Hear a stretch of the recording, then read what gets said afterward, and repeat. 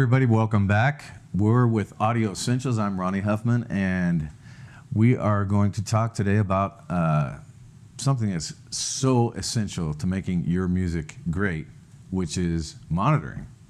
It's all about the music, knowing what it sounds like.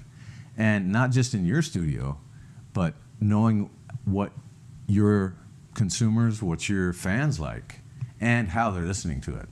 So I want to show you something that's really amazing that normally, back in the day, you would only find in a large format console. What we're looking at today is the PreSonus Monitor Station V2. It's an amazing routing system. So you got to remember, none of this is getting recorded. It's just gonna feed us what we want to hear and give us, like I said, a really good idea of what your fans are hearing. So here's what I'm talking about. Here's my mix with the pre-mastering on it. And now I'm going to switch over and hear just the DAW.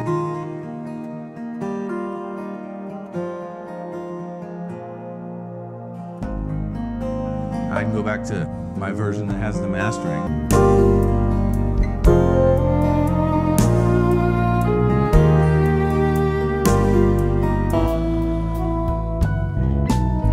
Run, run, run, run, said the automobile, and we ran. Run for your life.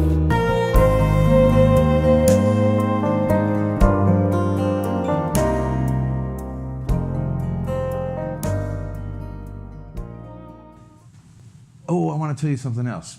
We looked at 3 inputs, but I want to show you. When you go to auxiliary, there are 3 inputs.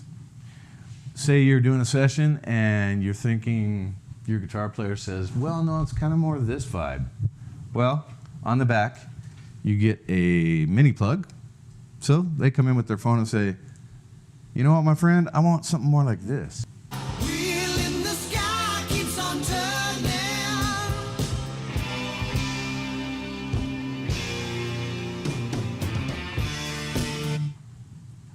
At least you got an idea of where he's coming from, right? So that's cool. That's got that in the back. And then you can switch. This has got actually a SPDIF digital input, so there's absolutely no alteration coming into what you're listening to your reference on. Or it can be a RCA inputs. So we actually have 5 ways to get into this thing. Now, let's move on to the output section. When you power up the Monitor Station V2, there are several different ways that you can configure it. Right now it's configured in the old school way, where you can actually turn on A, and then when you hit B, B are going to come on, but the mains are going to stay on too, and your near fields. When you hit C, your third set's going to come on, or subwoofer, but then they're all on at the same time. So the great thing is they've set it up where you can power it up, and if you hit B while you're powering up, you've got a setup like this where they'll toggle. So when you hit A, it's only A, your distant speakers, near fields, and sub or set 3 of monitors. And I have assigned them here. So this would be like our main speakers, right? So that's like reproducing kind of someone with a nice stereo system. Our near field,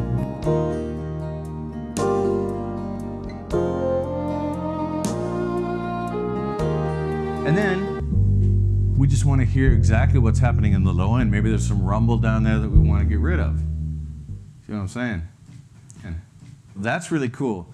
Now I'm going to power this thing down, so make sure you turn off your monitors when you do this. We'll turn it off here in editing. Now, power up holding down C.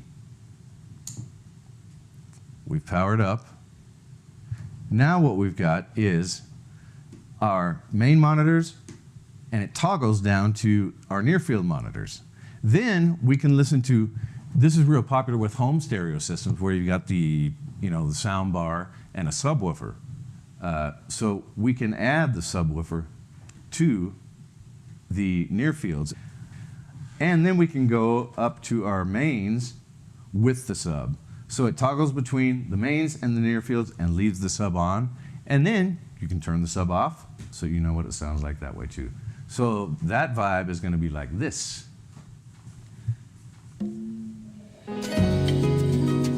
So here's our mains, right? Our near field. And now let's listen to like a home theater type thing. Okay.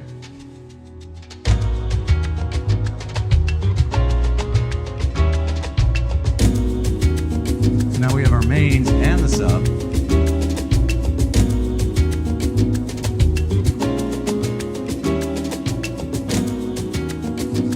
So you can see, I mean, this thing is so complete that, I mean, how many combinations is that? Main monitors, near field monitors with, that's what, 3, and mains with the sub. So that's 4 different ways of listening to it. How important is that? Mega important, because like I said, you want your audience, you know, you don't know if they're listening in a nice home stereo system or at the gym with some earbuds, or they're in their car in traffic, and you know, you can simulate all of these things with this complete system. Let me just show you some of the other features it has. A mute, so if you're in the house and you're like, did I hear something?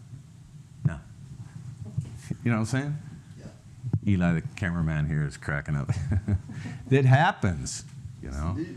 And a dim, which I love the dim, and the dim actually has a control. What this does is it leaves the track playing, but brings it down, and you can decide how many dB it's going to come down.